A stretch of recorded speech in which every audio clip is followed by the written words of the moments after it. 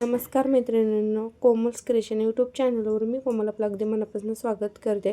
आजच्या व्हिडिओमध्ये मी तुम्हाला 39 साईजचं कुर्तीचं कटिंग दाखवणार आहे.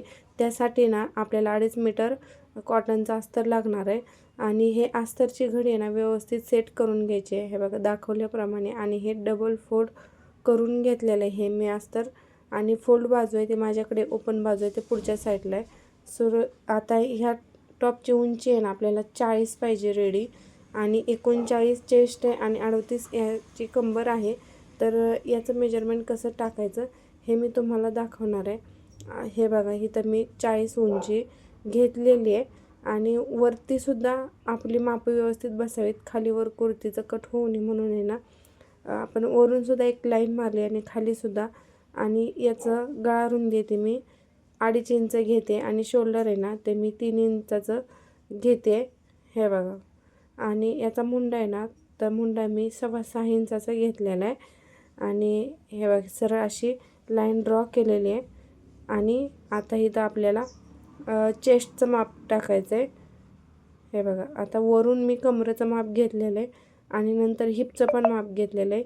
हे अशा प्रकारे माप घेऊन ह्या थ्री लाईन ज्या आहेत ह्या ड्रॉ करून घ्यायच्यात आणि नंतरच मग ह्याच्यावर माप टाकायचे. आता चेस्टचं माप टाकलं आहे, चेस्टचा 4था भाग केला आहे आणि कमरेचा 4था भाग आणि हिपचा 4था भाग असं इथं मेजरमेंट टाकून घेतलेलं आहे. बघा हे बघा व्यवस्थित एक्स्ट्रा करायची काहीच गरज नाही. जेवढं कस्टमरचं मेजरमेंट आहे आपण घेतलेलं तेवढंच मेजरमेंट 4था भाग करून घ्यायचं आहे आणि एक्स्ट्रा 2-2 इंच मार्जिन घेतलेलं आहे आणि सरळ लाईन अशी ड्रॉ करून घेतलेली. आणि आता आपल्याला बॅक आणि फ्रंटचा मुंड्याचा शेप देऊन घ्यायचा आहे. हे बघा हा बॅकचा मुंड्याचा शेप दिलेला आहे आणि फ्रंटचा शेप दिलेला आहे. आणि नंतर काय करायचं आहे गळा. तर गळा कस्टमरला पाहिजे तेवढा घ्यायचा आहे. तर मी 6 गळा घेते आणि त्यामध्ये 1/2 इंच खालच्या साईडने गळा वाढवायचा आणि गोलाकार आकार देऊन घ्यायचा आहे. आता परत एकदा चेक करायचं आपली हिप बरोबर आहे का. तर जेवढं हिप राऊंडचा 4था भाग आहे तेवढंच खालच्या कटलासुद्धा इथं मी वापरलेलं आहे.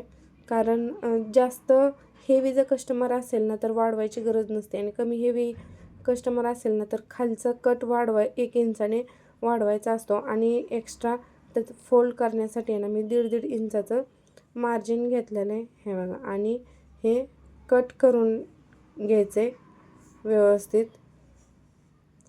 हलू नाही याची काळजी घ्यायची आहे.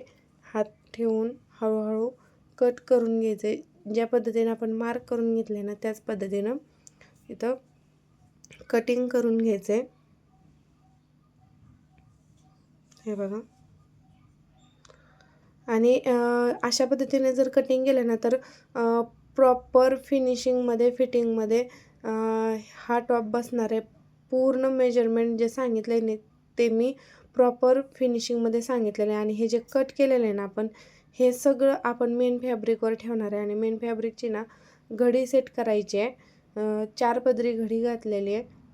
हे बघा अशा पद्धतीनं 4 पदरी घडी घातलेली आहे आणि कोणत्या साईडनं हाईट जास्त बसते हे चेक करायचं आहे आणि डिझाईनची डायरेक्शन हे सुद्धा चेक करायचं आहे आणि नंतरच मग घडी सेट करून घ्यायची. आणि आपण जे अस्तरवर कटिंग केलं होतं ते आहे असं इथं मांडून घ्यायचं आहे.